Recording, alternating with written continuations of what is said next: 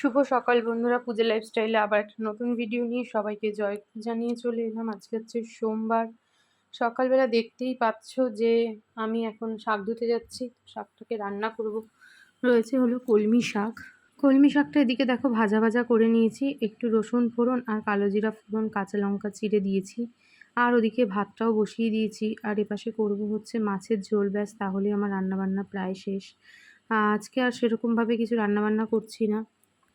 ভাতের মাড়টা গালবো তার আগে ভাবলাম ডিম কটাকে ছাড়িয়ে নিই। কপাল খারাপ হলে যা হয় আর কি। ডিম মানে ৩টে সেদ্ধ দিয়েছিলাম আর ৩টে ডিমই বেরিয়েছে হলো পচা। দেখতেই তো পাচ্ছ কেমন কালো হয়ে গেছে। একটা করে ডিম ছাড়াচ্ছি আর দেখতে পাচ্ছি দেখো কি পরিমাণে ডিমগুলো কালছে কালছে উপর থেকে। এই ডিম কি খাওয়া যায় বলো? এই ডিমগুলোকে সব ধরে ফেলে দিয়ে আসলাম।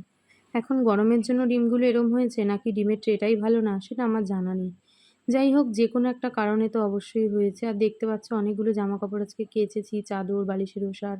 কালকে তুলেছিলাম তো, কালকে আর কাচা হয়ে ওঠেনি।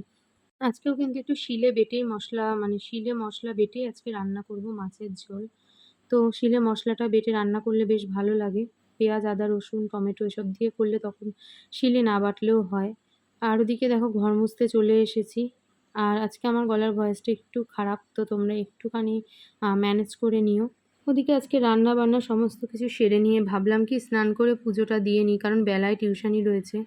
সেই মতন দেখো লেবু কেটে নিলাম, কালকে লেবু নিয়ে এসেছিলাম, তো সেই লেবু দিয়ে ঠাকুরকে পুজোটা দিয়ে নিলাম।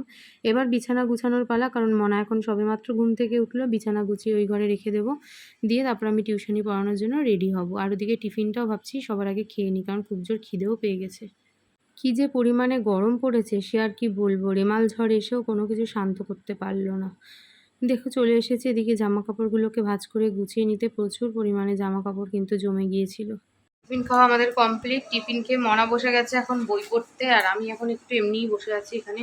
ভিডিওগুলো আপলোড করলাম, এরপর ভিডিও এডিট বাকি। ওদিকটা পুরো অন্ধকার লাগছে যেহেতু আলোটা এদিকে, তাই। আর এখন আমার প্রচণ্ড ঘুম পাচ্ছে, কিন্তু টিউশনি পড়তে আসবে, ঘুমালে হবে না। এখন বাজে হলো প্রায় 10টা।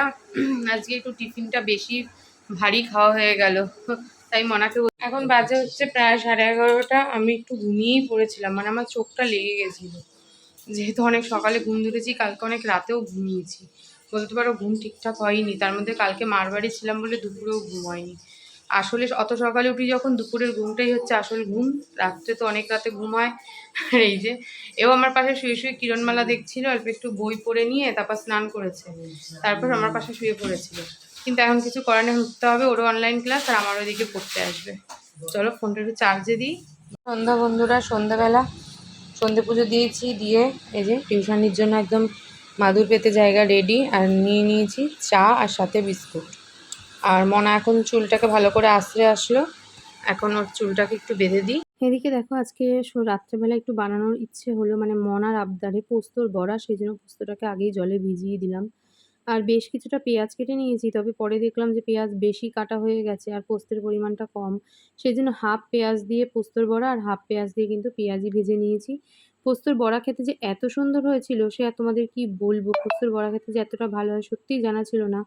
মনার আবদারে বানানো হয়েছে, তাই অনারেই খাওয়া হলো আর কি। তো দারুণ দারুণ দারুণ টেস্টি খেয়েছি, সেটা আমার তোমরা শর্ট ভিডিও দেখলেই বুঝতে পারবে। এই ছোচা পোস্তর বড়া এত ভালো খেয়েছে, ভাত খাওয়া হয়ে গেছে, আবারও বড়া নিয়ে বসেছে। আরেকজন খাচ্ছে আর আমার এখনো খাওয়া হয়নি, খাবো। এই লাস্ট আর 4টে বাকি, এটা ভেজে তারপর আমি খেতে বসবো। চলো ভিডিওটা আজকে এখানেই শেষ করছি। ভিডিওটা ভালো লাগলে প্রথম থেকে শেষ অবধি দেখো, লাইক কমেন্ট শেয়ার করো। আর ভিডিওটা ছেড়ে যাওয়ার আগে আমার চ্যানেলটা অবশ্যই সাবস্ক্রাইব করে দিয়েছে। আজকের মতন টাটা, দেখা হচ্ছে একটা নতুন ভিডিও।